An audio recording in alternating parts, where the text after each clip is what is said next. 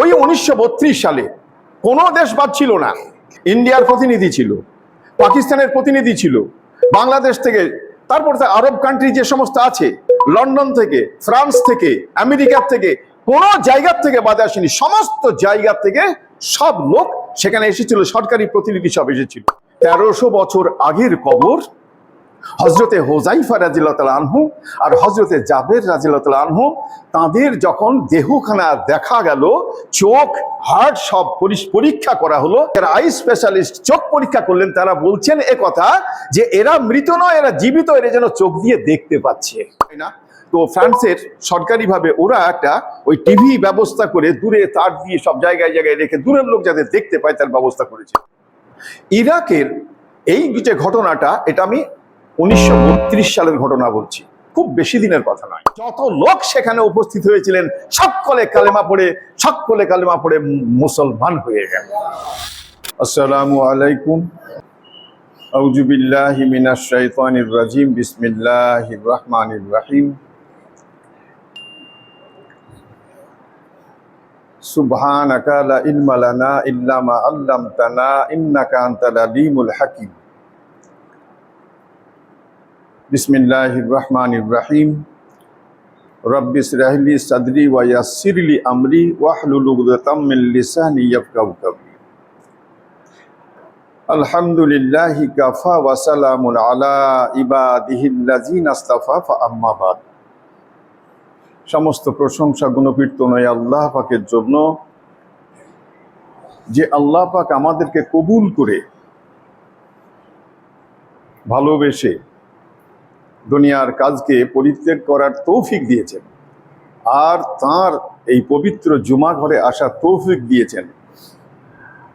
আমরা সে কারণে আল্লাহর প্রশংসা কীর্তন করি, বলি আলহামদুলিল্লাহ। তাজেদারে মদিনা দুলালে আমিনা সাইয়্যিদুল আউয়ালিন ওয়াল আখিরিন ইমামুল আম্বিয়া হযরতে মুহাম্মদ সাল্লাল্লাহু আলাইহি ওয়াসাল্লাম, তাঁর শানে হাজারো হাজার কোটি কোটি দরুদ শান্তির ধারা বর্ষিত হোক, বলি আল্লাহুম্মা আমিন।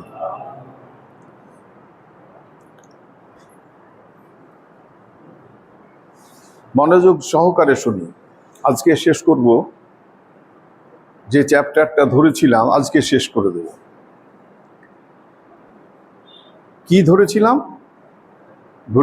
সূরা আল ইমরান থেকে 169 নম্বর আয়াতের একটি ব্যাখ্যা। কি ছিল আয়াতটা? বিসমিল্লাহির রহমানির রহিম। ওয়ালা তাহসাবান্নাল্লাযীনা কুতিলু ফি সাবিলিল্লাহি আমওয়াত বাল আহইয়াউ ইনদা রাব্বিহিম ইউরজিকুন। আল্লাহ সমস্ত মানুষকে বোঝাতে চাইছেন, বলতে চাইছেন তার নবীর মাধ্যমে আয়াতে কারিমা নাজিল করে, যারা আল্লাহর রাস্তায় জান দিয়ে দেয়, শহীদ হয়ে যায়, আল্লাহর রাস্তাকে আর আল্লাহর রাস্তাতে জীবনকে ব্যয় করে দেয়, এদেরকে কখনো তোমরা মৃত বলো না, বরং তারা জীবিত। আর যারা জীবিত থাকে তাদেরই খাদ্যের প্রয়োজন হয়। তো তারা যে জীবিত, এই কথাটা প্রমাণ করার জন্য আল্লাহ পাক এটাও বলে দিলেন যে আমি তাদেরকে খাবার পৌঁছিয়ে দিই। তারা যেখানে থাকে, বরজখ বা কবরের মধ্যে বা জান্নাতের মধ্যে, যেখানেই থাকুক না কেন, আমার তরফ থেকে সেখানে খাবার পৌঁছিয়ে দেওয়া হয়। এইটা নিয়ে বেছে নিয়েছিলাম হজরতে জাবের রাদিয়াল্লাহু তাআলা আনহুকে। যেমন বাপ তেমনি বেটা, তারা কেমন ছিল, তারা দুনিয়াতে আল্লাহ পাককে কতটুকু ভালোবেসেছিলেন, আল্লাহকে যেন হৃদয়ে ঢেলে নিয়েছিলেন, আর সমুদ্রের পানির মতন ভালোবাসা আল্লাহ নবীকে দিয়ে দিয়েছিলেন। যার ফলে গত জুম্মা, তার আগে জুম্মা, খুব ইম্পর্টেন্ট কথা, খুব গুরুত্বপূর্ণ এত ফসল ফলাতে ফেলেছিলেন, সেটা শুনিয়েছিলাম। আজকে দুটো কথা বলে চ্যাপ্টারটা ক্লোজ করে অন্য জায়গায় আসবো। আজকের কথাটা কি বলি, যে হযরত জাবের রাদিয়াল্লাহু তাআলা আনহু, আল্লাহ পাক তাকে এত ভালোবেসেছিলেন, তার পিছনে একটা কারণও আছে। মদিনার থেকে, সূরা তওবার মধ্যে এটা বলা হয়েছে, মদিনার থেকে যখন 12 জন, 6 জন প্রথমে আল্লাহ নবীর কাছে বায়েত হতে আসেন মদিনার থেকে মক্কাতে, তো সেই যে দল ছিল তারই মধ্যে খুব বাচ্চা বয়সে হজরতে আব্দুল্লাহ রাদিয়াল্লাহু আনহু ওর ছেলে হজরতে জাবের রাদিয়াল্লাহু আনহুকে সাথে করে নিয়ে এসেছিলেন। তার মানে একেবারে ছোট বয়সে, কয়েক বছর বয়স থেকেই তিনি আল্লাহ নবীর হাতে হাত দিয়ে বায়েত হয়েছিলেন। আর আল্লাহ নবী এ কারণেই হয়তো হতে পারে তাকে প্রাণ ভরা জান ভরা ভালোবাসা আল্লাহ নবী তাকে দিয়েছিলেন। তো হজরতে আব্দুল্লাহ রাদিয়াল্লাহু আনহু অর্থাৎ হজরতে জাবের রাদিয়াল্লাহু আনহুর আব্বা যখন মারা যান, তখন তার 9টা বা 7টা দু রকম এসেছে। তার বোন সবাই নাবালিকা, অল্প বয়স কুমারী তারা, আর ঋণের বোঝা। ঋণ পরিশোধ করতে গিয়ে আল্লাহ পাক কি সহযোগিতা করলেন। আমরা যদি এই সাহাবাকে অনুসরণ করি তো আমরাও তো ঋণের জর্জরিত। আল্লাহ পাক না জানি আমাদের গায়েবী মদদ দিয়ে আমাদেরও আল্লাহ পাক ঋণ পরিশোধ করার তৌফিক করে দেবেন। হযরতে জাবের রাদিয়াল্লাহু আনহু ছোট্ট, তার আব্বা তার বাবা একটা ছোট্ট খেজুরের বাগান রেখে গিয়েছিলেন, যে বাগান থেকে তার যা ঋণের পরিমাণ সেটা পরিশোধ হওয়ার মতন কথা নয়। তো আল্লাহ নবীর নির্দেশে হযরতে জাবের রাদিয়াল্লাহু আনহু যারা ঋণ পেতেন, যারা আর কি, তাদের ডেকে বললেন যে গাছে যা ফসল আছে তোমরা সব নিয়ে আমার বাপকে ঋণ থেকে পরিত্রাণ দাও। তারা রাজি হলেন না, বললেন তোমাদের এই খেজুরের গাছে যা ফল ফলবে এতে ঋণ পরিশোধ হবে না, নিতে রাজি হলেন না। আল্লাহ নবীকে সে জানালেন। আল্লাহ নবী বললেন ঠিক আছে রাখো, ফসল ফলুক। ফসলগুলোকে সব পারলেন। তার ভালো এবং মন্দ দুই রকম, মন্দ মানে কি একটু কমা, আর একেবারে ভালো রাখলেন গাদা করে। আল্লাহ নবী বললেন যে তুমি যারা তোমার কাছে পাওনা পাবে, তোমার আব্বার কাছে পাওনা পাবে, তাদেরকে সবাইকে ডাকো, আর আমি না যাওয়া পর্যন্ত তোমরা খেজুর বিতরণ করতে বা তোমার এই ঋণ পরিশোধ করতে শুরু করবে না। আল্লাহ নবী সাল্লাল্লাহু আলাইহি ওয়াসাল্লাম দুজন সাহাবাকে সাথে করে আনলেন,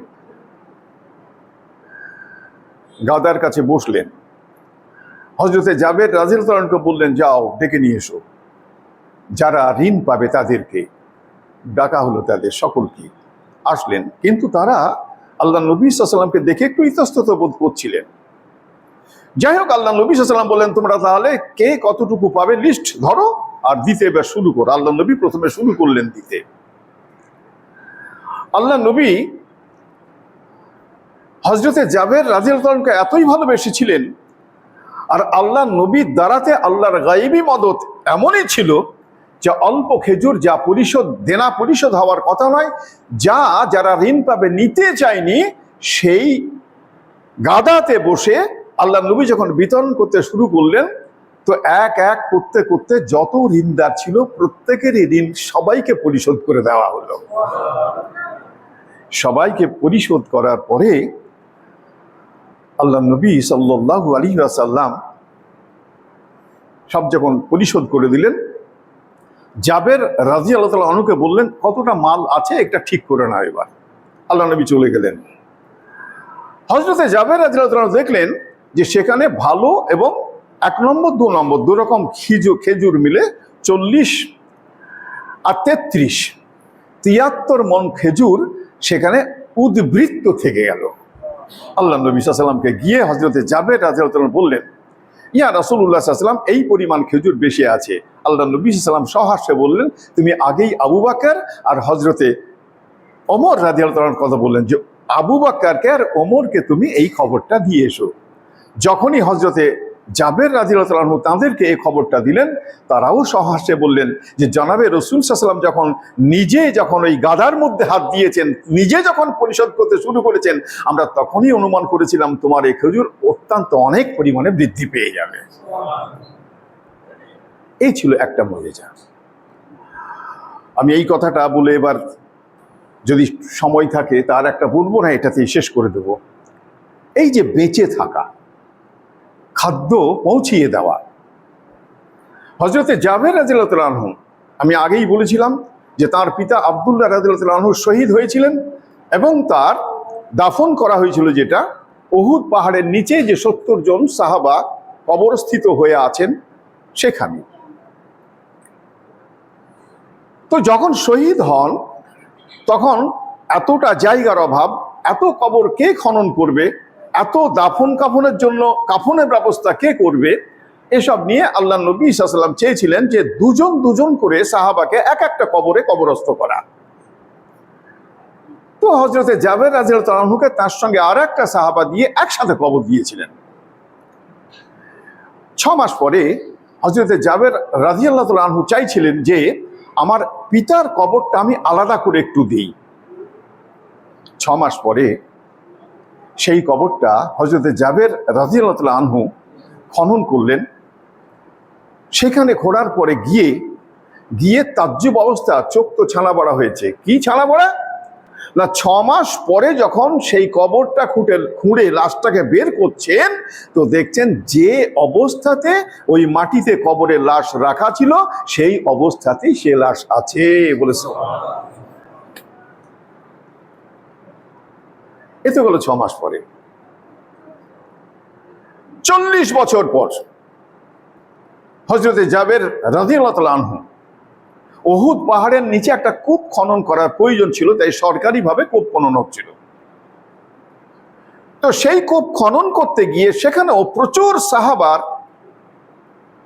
যে লাশ সেগুলোও পাওয়া গিয়েছিল। তার মধ্যে ওই হযরতে আব্দুল্লাহ রাদিয়াল্লাহু আনহু সেই লাশটাও পাওয়া গিয়েছিল।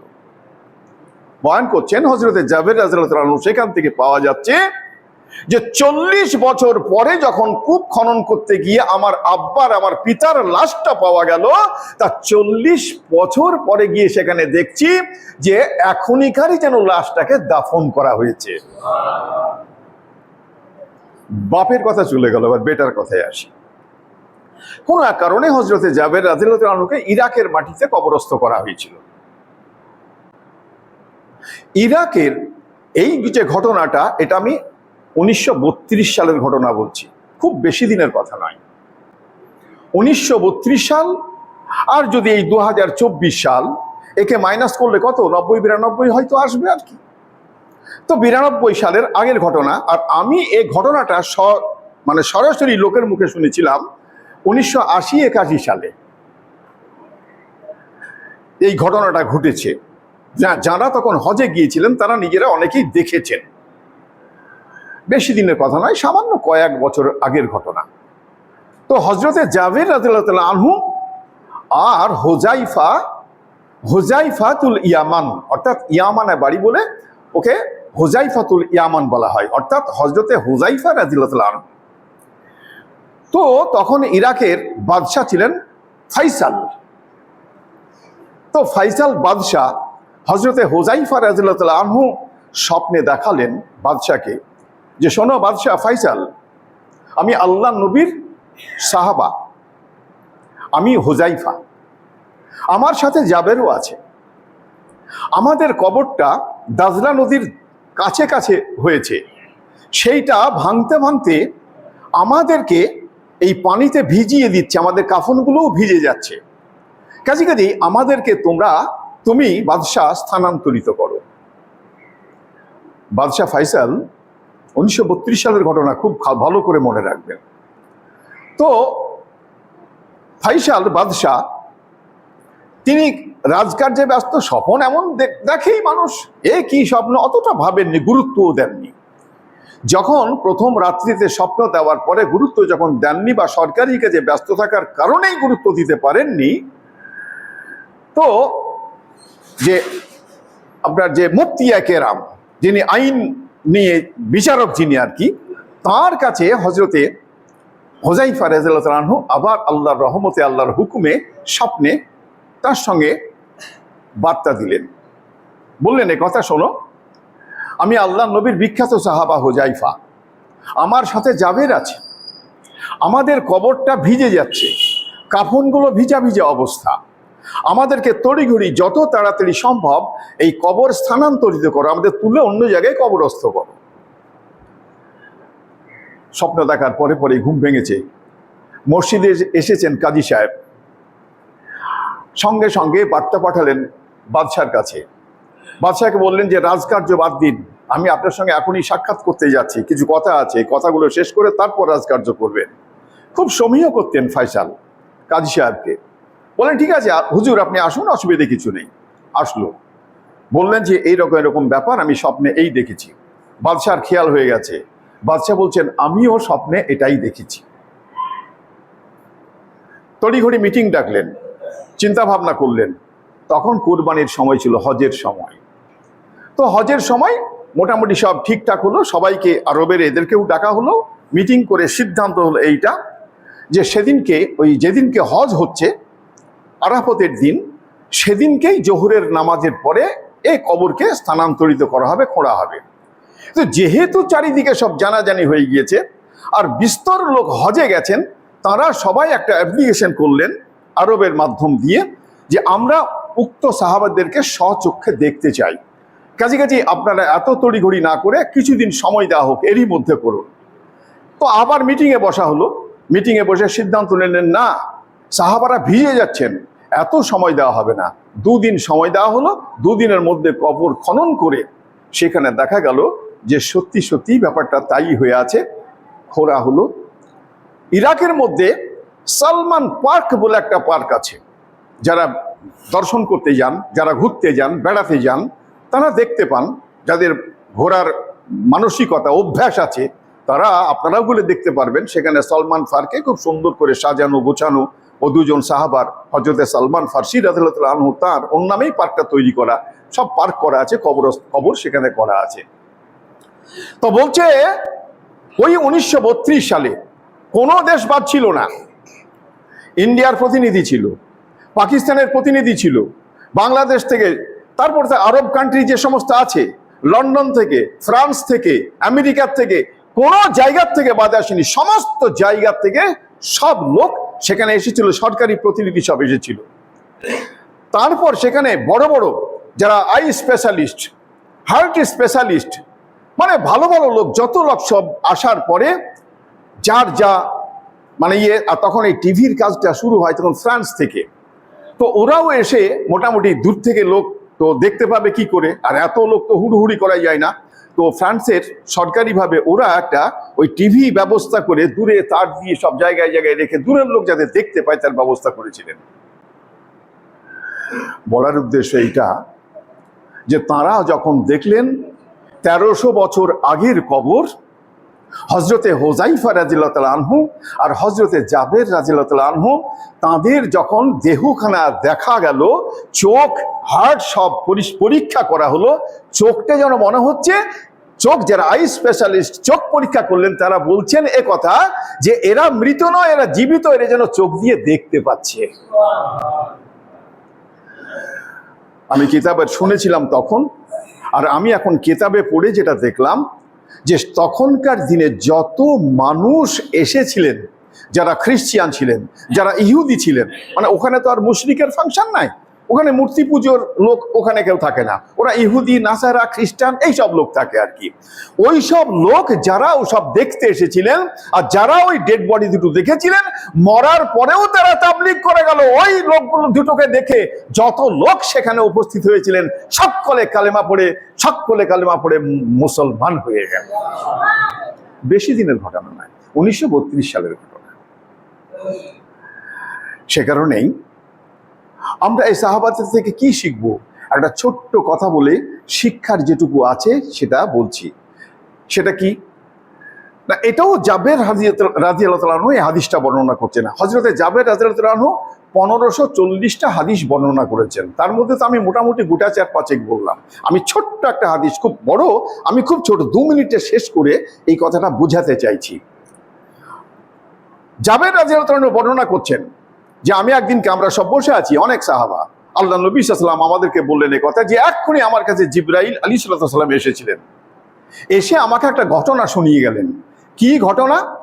ঘটনা হচ্ছে এই যে আগের যুগের কোন নবীর পিরিয়ডে একটা লোক ছিল, যে লোকটা আল্লাহর কাছে ফরিয়াদ করলো, আল্লাহ তুমি আমাকে 500 বছর হায়াত দান করো, আমি 500 বছর তোমার ইবাদত করব। আল্লাহ খুশি হয়ে তাকে 500 বছরের হায়াত দান করলেন।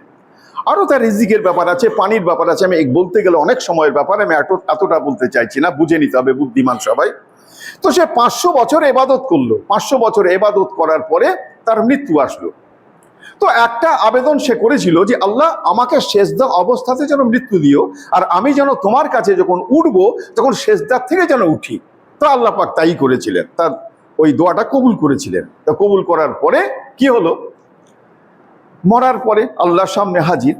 তো আল্লাহ ওকে বললেন, তোমাকে আমি আমার রহমতের জন্য আমি খুশি হয়ে তোমাকে জান্নাতে পাঠাচ্ছি। লোকটির মনে মনে হয়েছে, মুখে প্রকাশ করেনি।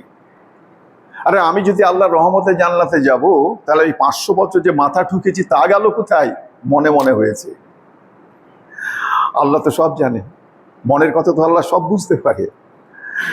আল্লাহ ফেরেশতাকে হুকুম দিলেন, ওকে জান্নাতে নিয়ে যাওয়ার আগে ওকে একবার জাহান্নামটা দেখিয়ে দাও। তো জাহান্নামের কাছে যখন গেছে, তো জাহান্নামের আগুনের লেলিহান শিখাতে ওর পিপাসা শুরু হয়েছে, যথেষ্ট পিপাসা, পানি দাও পানি দাও পানি দাও। আল্লাহ ফেরেশতাকে বললেন, ওকে বলো যে 1 গ্লাস পানি তুমি পাবে, কিন্তু তার পরিবর্তে 500 বছরের ইবাদত লাগবে। ফেরেশতা বলল, হ্যাঁ পানি তোমাকে 1 গ্লাস দেওয়া যাবে, 500 বছরের ইবাদত দিতে পারবে? হ্যাঁ আছে আমার, তুমি নিয়ে নাও, আমাকে পানি দাও। তো 500 বছরের ইবাদত সব দিয়ে দিল, দিয়ে সে 1 গ্লাস পানি খেলো। আল্লাহর কাছে আবার আসলো। আল্লাহ বললেন, ও আমার বান্দা, তুমি তো 500 বছরের ইবাদতের অহংকার করছিলে, তাহলে আমি তোমাকে এবার জাহান্নামে পাঠিয়ে দিই।